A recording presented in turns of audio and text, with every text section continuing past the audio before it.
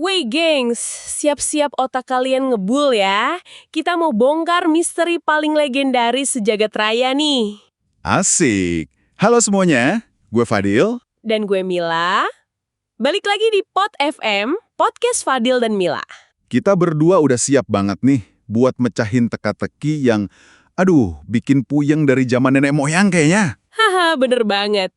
Gimana kabar kalian hari ini? Semoga seceria kita ya. Langsung aja nih, lo pernah nggak sih debat kusir sama temen soal hal sepele tapi nggak jelas gitu siapa yang mulai? Haha, sering banget. Kayak debat siapa yang ngabisin kuaci duluan pas nonton bola.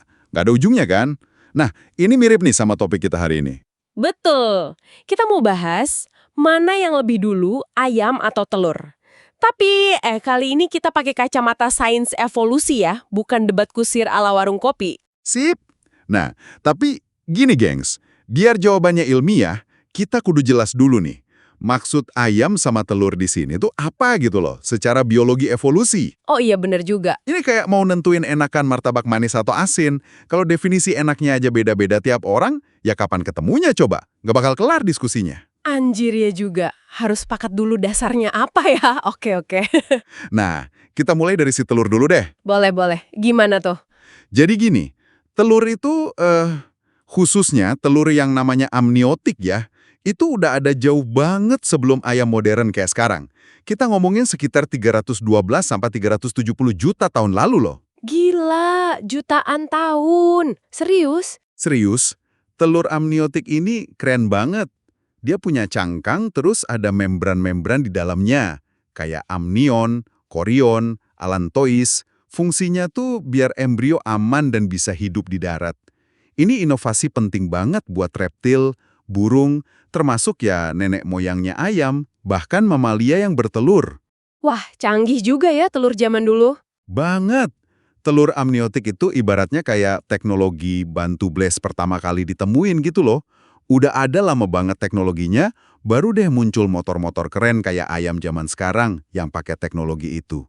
Waduh, analogi lo bikin gue merasa ayam itu kayak bocah baru kemarin sore ya. Telur senior banget dong. Hahaha, emang gitu faktanya. Nah sekarang soal ayam modern yang Gallus-Gallus domesticus itu. Dia ini kan sebenarnya keturunan dari unggas hutan merah yang dijinakin manusia, alias didomestikasi. Ada campuran gen dari unggas hutan lain juga sih katanya. Oke, terus kapan dia munculnya? Nah, ini dia. Kalau dilihat dari genetiknya, dia mulai beda dari nenek moyangnya itu sekitar 58.000 tahun lalu. Terus, proses domestikasi, dijinakinnya itu baru sekitar 10.000 tahun lalu. Jauh banget kan umurnya sama si telur amniotik yang ratusan juta tahun itu? Jomplang banget ya. Iya.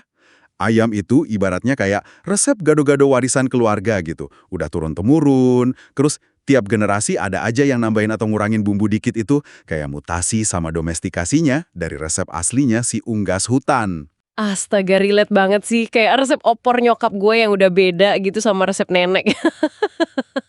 Nah, kan? Mirip kan prosesnya? Terus inti paradoksnya gimana dong? Telur ayam spesifiknya itu... Nah, ini momen ahanya nih. Jadi, ayam sejati pertama itu netes dari telur yang dikeluarin sama makhluk yang, kita sebut aja proto-ayam. Makhluk yang udah mirip banget ayam, tapi belum 100% ayam gitu. Proto-ayam. Oke, terus? Di dalam telur si proto-ayam itulah terjadi mutasi genetik yang penting banget, pas si telur masih zigot gitu. Nah, mutasi inilah yang bikin pas dia netes, jadilah dia ayam sejati pertama. Perubahan kuncinya terjadi di dalam telur. Oh, jadi bukan si induk proto ayamnya yang tiba-tiba berubah jadi ayam gitu ya? Bukan, perubahannya di level genetik si embrio, di dalam telur. Ini persis kayak lo pesan custom case HP deh. Lo kirim desainnya kan, itu ibarat DNA-nya. Terus dicetak, itu proses di dalam telurnya. Pas netes, ada typo dikit. Itu mutasinya yang bikin case-nya jadi unik beda dari desain awal. Si case baru ini, si ayam ini, produk baru, meskipun dicetak sama mesin lama si proto ayam. Gila, kenapa analogi lo selalu pas gede sih?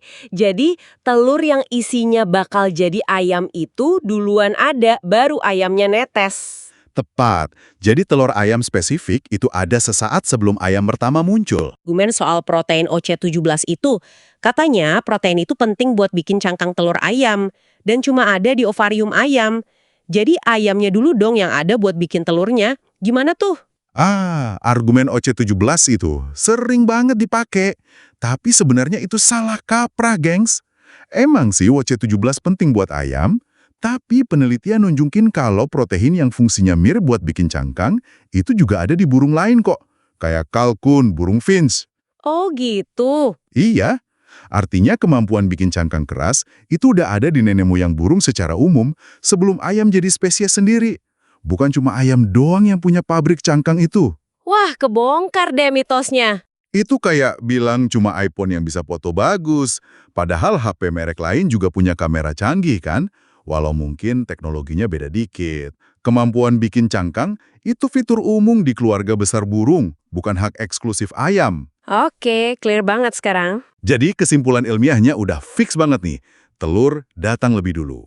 Mau itu telur amniotik secara umum atau telur spesifik yang netesin ayam pertama. Hahaha, udah jelas kan sekarang?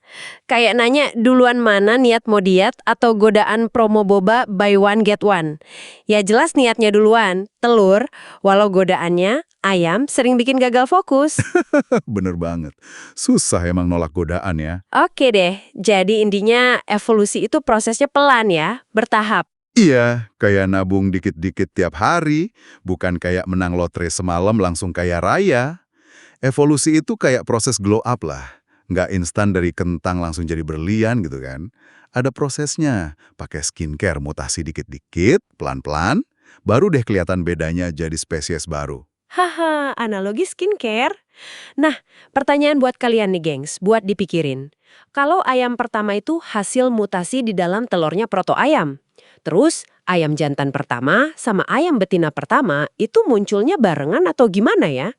Biar mereka bisa kawin dan punya keturunan. Coba dipikirin deh. Wah, iya juga ya. Itu pertanyaan bagus tuh. Gimana caranya populasi pertama terbentuk? Oke deh gengs, segitu dulu obrolan ngakak tapi berfaedah kita di Pod FM hari ini. Jangan lupa follow kita ya. Terus komen di bawah, kira-kira analogi mana tadi yang paling ngena buat kalian? Atau kalau kalian punya teka-teki lain yang bikin puyeng, boleh juga dibagi. Sampai jumpa di episode selanjutnya ya. Dadah!